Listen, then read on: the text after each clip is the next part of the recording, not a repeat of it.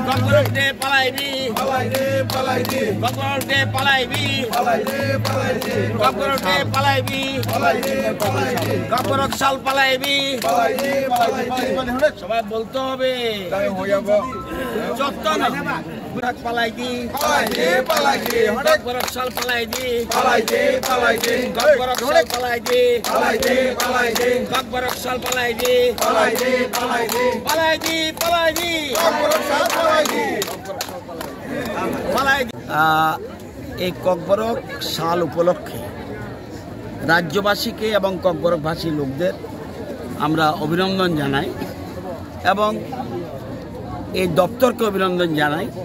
তারা আজকে ককবরক দিবসটি উৎসাহ উদ্দীপনার মাধ্যমে পালন করছে। আমরা জানেন এই 47 সাল ধরে আজকে 47তম আমরা ককবরক দিবস পালন করছি।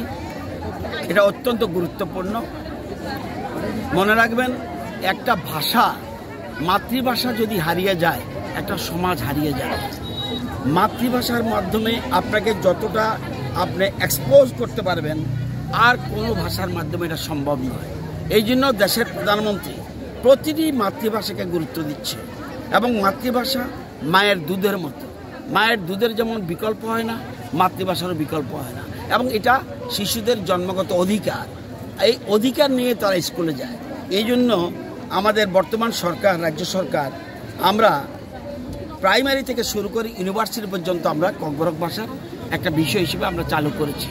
আপনারা জানেন ইউনিভার্সিটিতে ককবরক ডিপার্টমেন্ট একটা আছে এবং সেখানে PhD কোর্স পর্যন্ত পড়া হচ্ছে এবং কলেজে আমাদের সময়ে এই সরকার, রাজ্য সরকারের সময় আমরা 18টা পোস্ট প্রফেসরের নিয়োগ করেছি। 22টা পোস্ট ছিল এবং এসসিদের জন্য 4টা রিজার্ভ ছিল। তাহলে কি ককবরক ভাষা শুধু ককবরকবাসীর জন্য নয়, রাজ্যবাসীদের জন্য এই যে এসসি রিজার্ভ, এই যে ইচ্ছা করলে 4 জন এসসি লোকও ককবরক সাবজেক্ট নিয়ে প্রফেসরে আসতে পারত। সুতরাং এই ভাষার আমরা প্রচার প্রসার, এটা আমরা বিকাশ, এটা আমরা চাই। এবং আপনারা জানেন ককবরক ভাষায় পিজিটি টিচার আমরা নিয়োগ করেছি, পিজিটি টিচার। আপনারা জানেন টেট পরীক্ষায় আমরা ককবরক ভাষাকে ব্যবহার করেছি এবং আপনারা যুক্ত করেছি, এবং জুডিশিয়াল সার্ভিসে পর্যন্ত আমরা ককবরক যুক্ত করেছি, এবং সিবিএসই কোর্সে পর্যন্ত এখন ককবরক ভাষা অন্তর্ভুক্ত হয়েছে। শুধুমাত্র ককবরক নয়, যে কোনো ভাষা, পৃথিবীতে বহু ভাষা রয়েছে, সব ভাষার বিকাশের প্রয়োজন, কারণ নতুবা ওই সমাজটা হারিয়ে যাবে। এই জন্য আপনারা জানেন আজকে দীর্ঘ বছর এই ককবরক ভাষার একটা সময় গেছে, দীর্ঘ বছর ধরে ককবরক ভাষাকে সঠিকভাবে লালন পালন করা হয়, এবং রিগনাই হয়ে গেছে পাঁচরা, রিগনাই হয়ে গেছে পাঁচরা, বেরমা হয়ে গেছে শীতল। তো এগুলি বুঝতে হবে। আজকে এই যে জিনিসগুলি অত্যন্ত গুরুত্বপূর্ণ, প্রতিটি ভাষার বিকাশ দরকার, এবং আজকে আমরা এই দিনটি পালন করছি, এবং আগামী দিনে এবং আমরা লার্নিং কোর্স শুরু করে দিয়েছি। আমরা ইচ্ছা করলে যারা স্কুলে পড়াবে, টিচারদের পর্যন্ত যারা ককবরক ভাষী নয় বা ককবরক ভাষা জানে না, তাদের পর্যন্ত ককবরক স্টুডেন্টদের কীভাবে টিচিং করতে হবে সেটা পর্যন্ত শিখেছে। এবং এমপ্লয়ি যারা আছে, তারা বিভিন্ন জায়গায় পোস্টিং হলো, এখন কাঞ্চনপুর পোস্টিং হলো, সেখানে কীভাবে কথা বলবে, সেই জন্য আমরা এমপ্লয়িদের জন্য কোর্স চালু করেছি, এবং অনলাইন কোর্স পর্যন্ত রয়েছে। প্রত্যেকটি ক্ষেত্রে আমরা এই ভাষার বিকাশে আমরা গুরুত্ব দিচ্ছি। আগামী দিনে এই ভাষা আরও এগিয়ে যাবে, এটা আমার বিশ্বাস।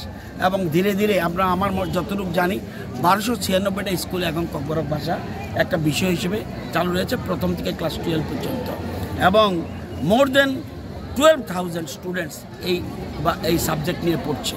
এবং আপনারা জানেন মাধ্যমিক পরীক্ষা দিচ্ছে ককবরক বিষয় নিয়ে, এবং উচ্চ মাধ্যমিক পরীক্ষা ককবরক ভাষা দিয়ে, এবং এটার যে স্কোপ রয়েছে, আজকে টিভি চ্যানেল হচ্ছে সেখানে পর্যন্ত তাদের সুবিধা রয়েছে। এই যে ঘরে ঘরে রোজগার আমরা বলি, এই রোজগারে এটাও একটা পার্ট। একটা ককবরক ছেলে যদি একটা চ্যানেল খুলে, সেখানে ককবরক ভাষার লোক লাগবে, সেই জন্য এটা বিভিন্ন রকম স্কোপ রয়েছে। ককবরক ভাষার আপনার এখন রোজগার করার মতো বিষয় রয়েছে, এবং ইউটিউবের মাধ্যমে হোক বিভিন্নভাবে আমরা এটা প্রচার প্রসার করছি, এবং এটা স্কোপ রয়েছে। তো সবাই এগিয়ে আসার জন্য, এবং এতে একটা ভাষা বিকাশ হলে রাজ্যবাসীর লাভ হবে, এবং শুধুমাত্র আমরা সবাই আহ্বান করছি, শুধু ককবরক ভাষার লোক নয়, নিয়ম হলো নিজের ভাষাকে আপনি শক্তিশালী করুন, অপর ভাষার প্রতি শ্রদ্ধা করুন।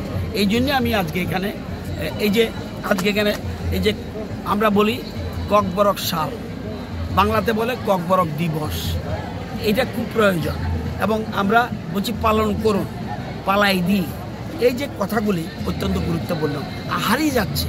এই জন্য আমরা 18মুড়ার নাম, 18মুড়া ছিল অন্য নাম, আমরা সেটাকে বড়মুড়া, এই নাম ছিল না, এটাকে পরিবর্তন করি, গন্ডা ছড়া, এটা গন্ডা তুইসা, আমরা এরকমভাবে আমরা প্রতিটি জিনিস হারিয়ে যাচ্ছিল, সেই হারানো জিনিসকে আমরা উদ্ধারের চেষ্টা করছি। আগামী দিনে আমার ডান দিকে রয়েছে অতুল দেববর্মা, উনি চেয়ারম্যান ককবরক ডেভেলপমেন্ট কমিটির যে উনি চেয়ারম্যান, এবং আমাদের রামপদ জমাতিয়া বিধায়ক, উনি ভাইস চেয়ারম্যান, আরও কমিটি রয়েছে। সবাই মিলে আমরা যে যার ইচ্ছা মতো সাজেশন দিক আমরা, এবং বহু সাহিত্য বেরোচ্ছে, আমার জানা মতো 65টা বই বোধহয় প্রকাশিত করেছে বিভিন্ন সময়ে ককবরক ভাষার জন্য। তো সবাইকে যারা বুদ্ধিজীবী মানুষ রয়েছেন, ককবরক ভাষীর লোক, তাদেরকে এগিয়ে আসার জন্য অনুরোধ করছি, আগামী দিনে এই ভাষাকে আরও বেশি আমরা বিকশিত করব। স্যার, আপনি বলেছেন যে মাতৃভাষা হলো